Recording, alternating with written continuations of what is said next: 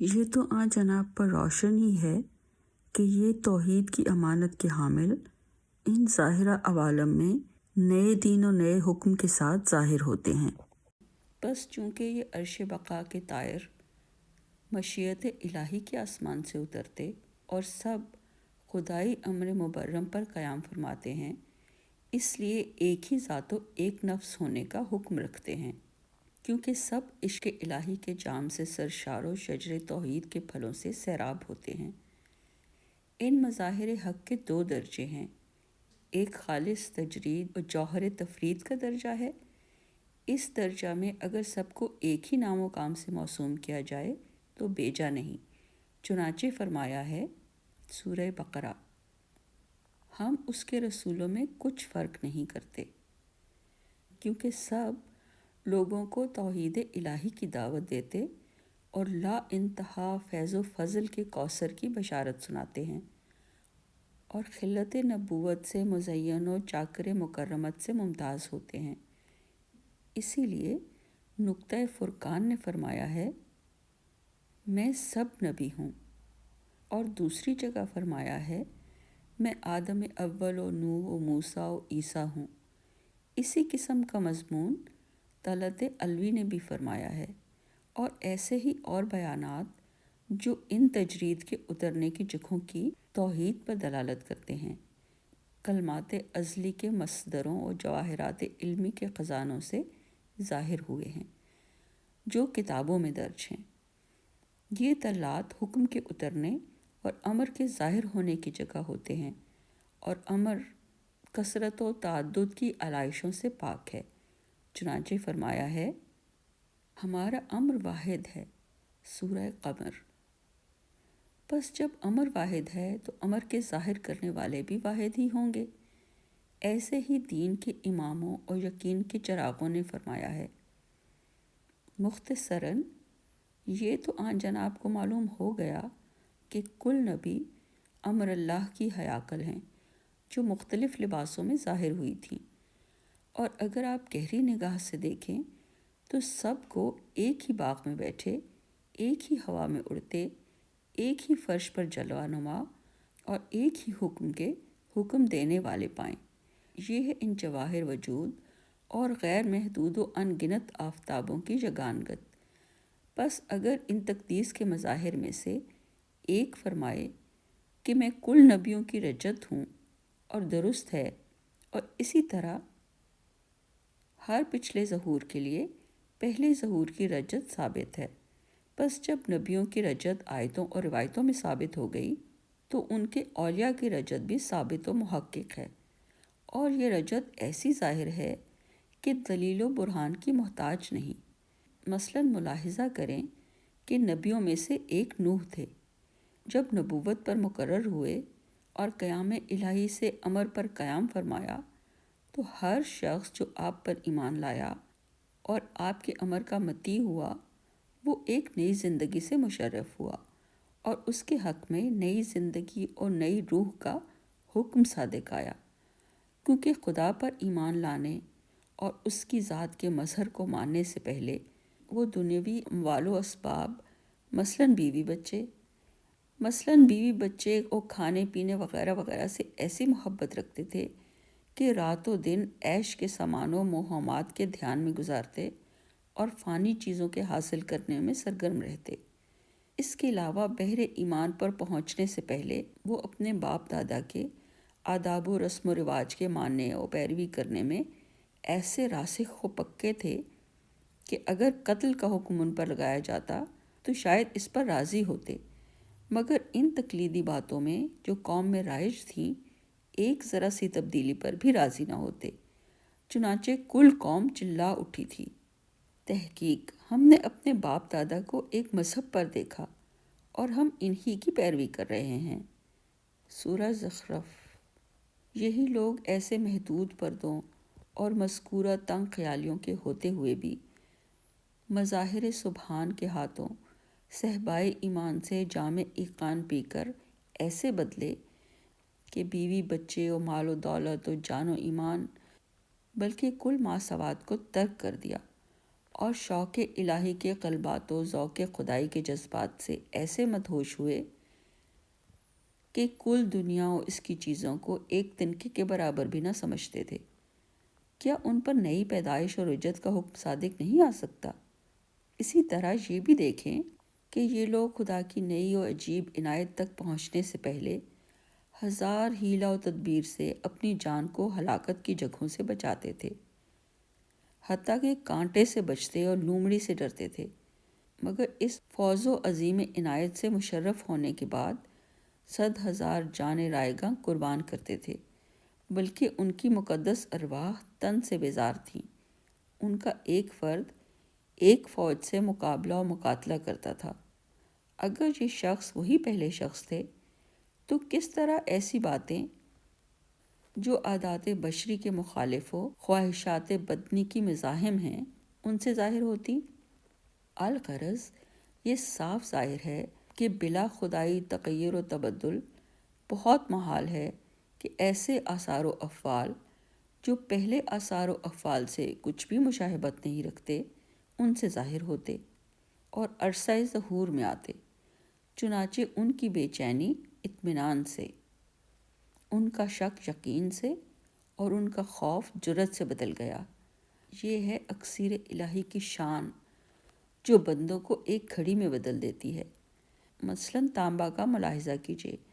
کہ اگر اپنی کان میں پیوست سے محفوظ رہے تو 70 سال کے عرصہ میں سونا بن جاتا ہے، اگرچہ بہت سے تانبا کو ہی سونا کہتے ہیں کہ یبوس کی کثرت سے ناقص ہو کر اپنے درجہ تک نہیں پہنچا۔ الغرض اکسیر کامل ہر حال میں تانبے کو ایک پل میں سونا بنا سکتی ہے اور 70 سالوں کی منزلوں کو ایک گھڑی میں طے کرا سکتی ہے۔ کیا یہ کہہ سکتے ہیں کہ یہ سونا تانبا ہے یا کہ حالت سونا تک نہیں پہنچا، حالانکہ سونے اور تانبے میں پرکھنے اور فرق کرنے کی کسوٹی بھی پاس ہو؟ اسی طرح یہ اشخاص بھی ایک پل میں عالم خاکی کو طے کر کے عالم قدسی میں قدم زن ہوتے ہیں اور ایک قدم میں مکان محدود سے گزر کر لامکان الہی میں جگہ پکڑتے ہیں۔ کوشش کریں آپ بھی اس اکسیر سے فائز ہو جائیں جو ایک پل میں مغرب جہالت کو مشرق علم تک پہنچاتی اور لیل ظلمانی کی اندھیری کو صبح نورانی سے ملاتی ہے، وہم کے بیابان میں بھٹکے ہوئے کو قرب و یقین کے چشمہ تک لاتی اور حیاکل فانی کو رضان جاودانی سے مشرف کراتی ہے۔ اب اگر اس سونے کو تانبا کہا جا سکتا ہے تو ان بندوں پر بھی ایمان سے مشرف ہونے سے پہلے بندے ہونے کا اطلاق صادق و ٹھیک آ سکتا ہے۔ اے برادران، کافی وانی و شانی بیانات سے نئی پیدائش و رجت و بعثت کے اسرار بے پردہ و بے نقاب ظاہر و باہر ہیں۔ آپ انشاءاللہ تائیدات غیبی سے پرانے جامہ کو اپنے جسم و جان سے دور کر کے نئی خلت بقا سے مزین ہوں گے۔ اسی لیے ہر ظہور بعد میں جن شخصوں نے تمام دنیا سے پہلے ایمان میں پہل کی اور جمال اہدیت کی پاک شربت معرفت سے پی کر ایمان و ایقان و انقطاع کی بلند چوٹیوں پر پرواز کیا، تو ان ظہور بعد کے لوگوں پر بھی ان اگلے اشخاص کی رجت کا اطلاق اسمن و رسمن و فعلاً و قولاً و امراً ہو سکتا ہے، جو ظہور قبل میں ان باتوں سے مشرف تھے، کیونکہ جو کچھ ان پہلے بندوں سے ظاہر ہوا تھا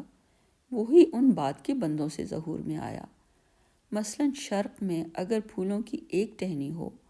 اور مغرب میں بھی ویسا ہی پھول ایک دوسری ٹہنی سے ظاہر ہو تو بھی وہ پھول ہی کہلائے گا۔ اس کے علاوہ اس مقام میں شاخ و شکل کی تحدید مد نظر نہیں، بلکہ خوشبو و عطر سے مطلب ہے جو دونوں میں ظاہر ہے۔ پس نظر کو ظاہری حدودات سے پاک و منزہ کریں تاکہ آپ سب کو ایک ہی نام، ایک ہی کام، ایک ہی ذات اور ایک ہی حقیقت میں مشاہدہ کر سکیں، اور کلمات رجوع کے اسرار بھی منزلہ حروفات میں دیکھ سکیں۔ نقطہ فرقان کے زمانہ یا اصحاب پر ذرا نظر کریں کہ وہ کس طرح کل دنیا سے کنارہ کش ہو گئے تھے اور آن حضرت کے پاک نفات سے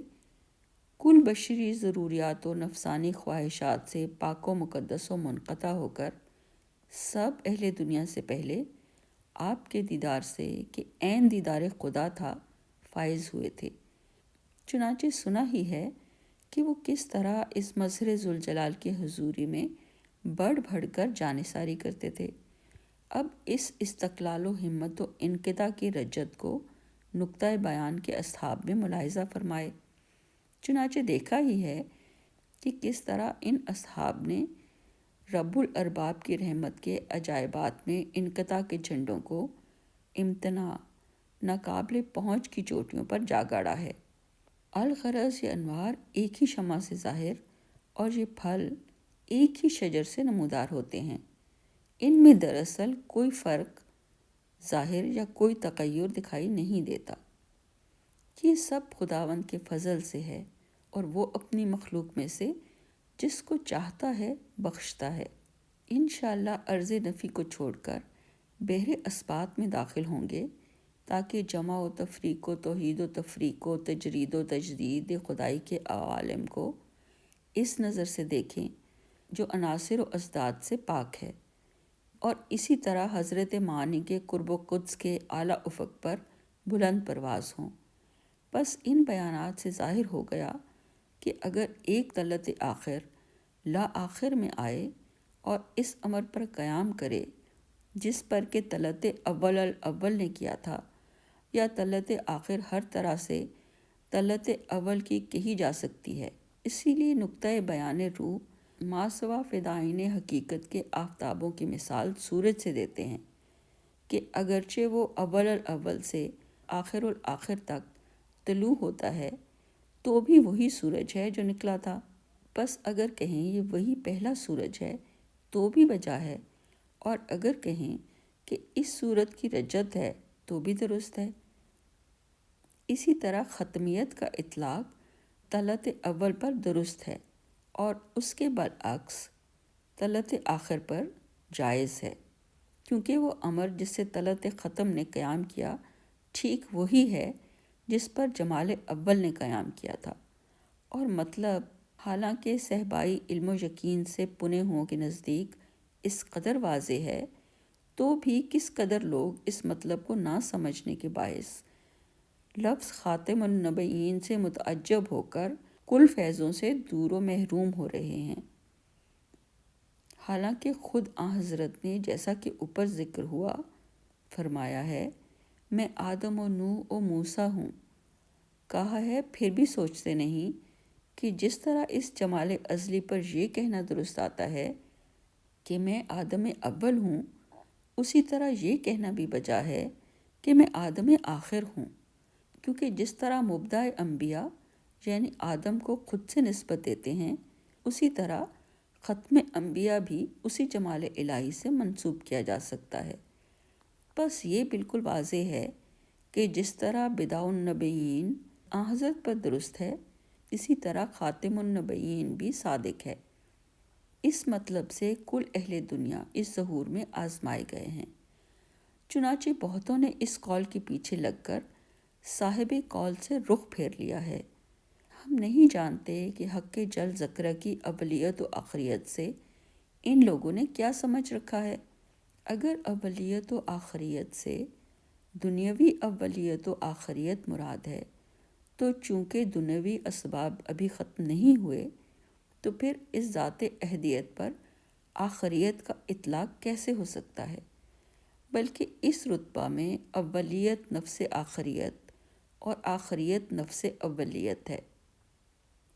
الغرض جس طرح اول الاول میں آخریت کا اطلاق اس مربی ظاہر و باطن کے لیے درست ہے، اسی طرح اس کے مظاہرے کے لیے بھی جائز ہے، اور جس حالت میں اس میں اولیت ان کے لیے صادق ہے، اسی حالت میں اس میں آخریت بھی صحیح ہے، اور جس گھڑی کرسی آغاز پر ساکن ہیں اسی پل عرش اختتام پر بھی مطمئن ہیں۔ اور اگر گہری نگاہ سے دیکھا جائے تو معلوم ہو جائے کہ یہی مقدس جواہر و خدائی نفوس و مجرر ارواح اولیت و آخریت و ظاہریت و باطنیت و بدیت و ختمیت کے ظاہر کرنے والی ہوتی ہیں، اور اگر آپ وہاں حق ہی تھا اور نہ تھی کوئی چیز اس کے ہمراہ کی پاک ہوا میں بلند پرواز ہوں، تو ان تمام ناموں کو اس بارگاہ میں بالکل معدوم و مفقود پائیں، اور پھر کبھی ان پردوں، اشاروں و باتوں سے رکے نہ رہیں۔ کیا ہی پاک و بلند ہے یہ مقام کہ جبریل بھی بلا رہبر اس کی راہ نہیں پا سکتا، اور طاہر قدسی بلا اعانت غیبی اس میں پر نہیں مار سکتا۔ حضرت امیر کے اس قول پر ذرا غور کریں کہ فرمایا ہے، سبحات جلال کو بلا رمز و اشارہ چاک کرنا، اور ان سبحات مجللہ میں سے ایک ظہور کے زمانہ کے عالم و فقیہ ہیں جو سمجھ نہ ہونے کے باعث اور ظاہرہ سرداری کی محبت و چاہ کے سبب امر خدا کو تسلیم نہیں کرتے، بلکہ کان بھی ہیں دیتے کہ اس نغمہ الہی کو سنیں، بلکہ اپنے کانوں میں انگلیاں دیتے ہیں۔ سورہ بقرہ۔ لوگوں نے چونکہ خدا کی جگہ انہیں اپنا ولی مان رکھا ہے، اس لیے وہ ان مستندہ سہاروں کے رد و قبول کے منتظر رہتے ہیں، گویا اپنی آنکھیں و کان و دل نہیں رکھتے کہ سچ و جھوٹ میں تمیز و فرق کر سکیں، باوجود کہ کل انبیاء و اصفیاء و اولیاء نے خدا کی طرف سے انہیں یہ حکم دیا ہے کہ وہ اپنی آنکھوں سے دیکھیں اور اپنے کانوں سے سنیں، تو بھی نبیوں کی نصیحتوں کو پیٹھ کے پیچھے پھینک کر وہ اپنے علماء کے تابع رہے ہیں اور رہیں گے۔ اگر کوئی مسکین و فقیر جو علماء کے لباس میں نہ ہو، اے لوگو رسولوں کی اطاعت کرو، سورہ یاسین کی ندا بلند کرے، تو جواب دیتے ہیں، یہ سب علماء و فضلاء ایسی ظاہرہ ریاست اور اس قسم کے لطیف و مقطع لباسوں کے ساتھ تو سمجھ نہ سکے اور سچ کو جھوٹ سے جدا نہ کر سکے، پھر تیرے جیسے اور کیسے سمجھ سکتے ہیں، اور اس کی اس بات سے بہت متعجب ہوتے ہیں۔ اکثر کثرت و لباس سے علم، سچائی و علم کی علت و نشانی ہے، تو پہلی امتیں افضل و اعلیٰ ہوں گی، کیونکہ وہ اعظم و اکبر اور تعداد میں زیادہ ہیں۔ یہ بات بھی معلوم و واضح ہے کہ کل مقدس مظاہر کے ظہور کے زمانوں میں علماء وقت ہی نے لوگوں کو راہ حق سے منع کیا ہے، چنانچہ تمام آسمانی کتابوں اور صحیفوں میں مذکور ہے۔ کوئی بھی نبی ایسا نہیں ہوا جو علماء کی رد و تردید اور ان کے بغض و انکار کا شکار نہ ہوا ہو۔ خدا انہیں ہلاک کرے، اور ان کے اگلے کاموں کی سزا میں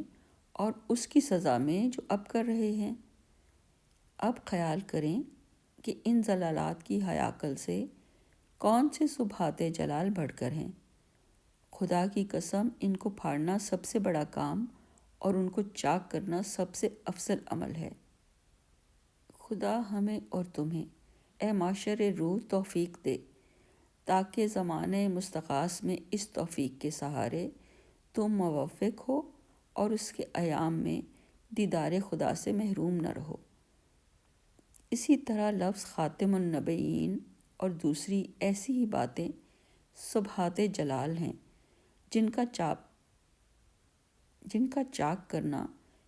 ان بیہودہ لوگوں کے نزدیک بہت بڑا کام ہے۔ سب انہی محدود پردوں اور سبحات مجللہ سے رک رہے ہیں۔ کیا طاہر ہوئیت کا یہ نغمہ نہیں سنا؟ میں نے 1000 فاطمہ سے نکاح کیا ہے، جو سب محمد بن عبداللہ خاتم النبیین کی بیٹیاں تھیں۔ اب ذرا خیال فرمائیں کہ کس قدر اسرار علم کے پردوں میں پوشیدہ اور کتنے جواہر حکمت عصمت کے خزانوں میں مخفی ہیں، تاکہ آپ اس بات کو مان جائیں کہ اس کی آفرینش کا اول و آخر تو نہ ہوا ہے اور نہ ہی ہوگا۔ اس کی قضا کی فضا اس سے وسیع ہے کہ بیان اسے محدود کر سکیں یا طیور دل اسے طے کر سکیں۔ اس کی مقتدرہ تقدیریں اس سے اعلیٰ ہیں کہ کوئی عقل انہیں سمجھ سکے۔ اس کی خلق اول الاول سے ہے اور اس کا کوئی آخر نہیں۔ اس کے جمال کے مظاہر نہایت النہایت تک ہوتے رہیں گے اور کسی آغاز نے اسے دیکھا نہیں۔ اسی بیان میں غور کریں کہ کس طرح ان باتوں کا اطلاق ان تمام طلعات پر صادق آ سکتا ہے۔ اسی طرح جمال ازلی حسین بن علی کے اس نغمہ کو سمجھیں جو آپ نے سلمان سے فرمایا تھا، اور جس کا مضمون یہ ہے: میں 1000 آدم کے ساتھ تھا، ہر آدم کے درمیان 50,000 برس کا فاصلہ ہے، ہر ایک کے پاس میں نے اپنے باپ کی ولایت کا اظہار کیا۔ تب کچھ تفصیل کے بعد یوں گویا ہوئے: میں نے خدا کی راہ میں 1000 لڑائیاں لڑی ہیں، جن میں سب سے چھوٹی جنگ خیبر کی مانند تھی، جس میں میرے والد نے کافروں سے جنگ و جدل کیا تھا۔ اب ان دو روایتوں سے اس کی سند کے ختم و رجت الاولیت والآخریت کے بھیدوں کا پتہ لگائیں۔ مختصراً، اے میرے پیارے، لاہوت کا نغمہ اس سے پاک ہے کہ ناسود کی عقلیں و کان اسے محدود کر سکیں، تو بھی کمزور نفوس نہ سمجھنے کے باعث ان مشکل بیانات سے منکر ہیں اور ایسی حدیثوں کے انکاری ہیں۔ بے شک انہیں روحانی دل والوں کے سوا کوئی سمجھ نہیں سکتا۔ کیا تم اس لیے کتاب کے کچھ حصے کو مانتے اور کچھ کو رد کرتے ہو؟ یہ وہ آخر ہے جس کا ابتدا میں آخر نہیں، اور یہ وہ آغاز ہے جس کا اختراع میں کوئی اول نہیں۔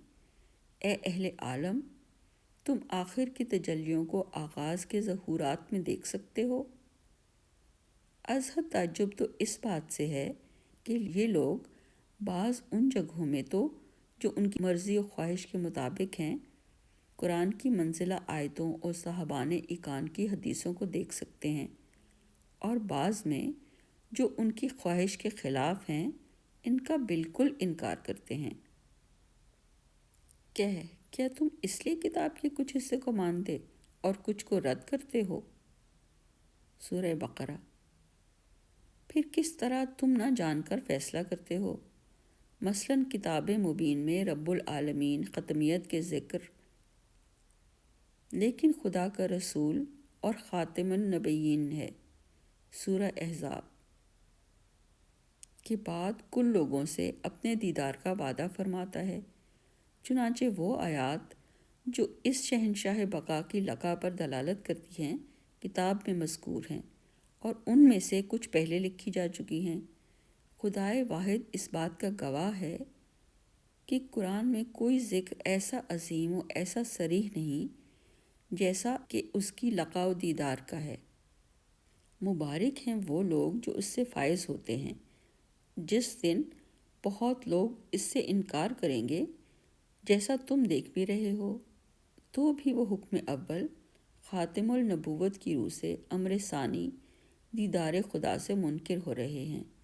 حالانکہ قیامت کے دن خدا کے دیدار کا ہونا نص کتاب ہے، اور قیامت سے مراد، جیسا کہ واضح دلیلوں سے محقق کو ثابت کیا گیا، اس کے مظہر کا اس کے امر پر قیام کرنا ہے۔ اسی طرح دیدار کا مطلب اس کی ہیکل ظہور میں اس کے جمال کا دیدار ہے، کیونکہ نظر اسے دیکھ نہیں سکتی مگر وہ نظر کو دیکھتا ہے، سورہ الانعام۔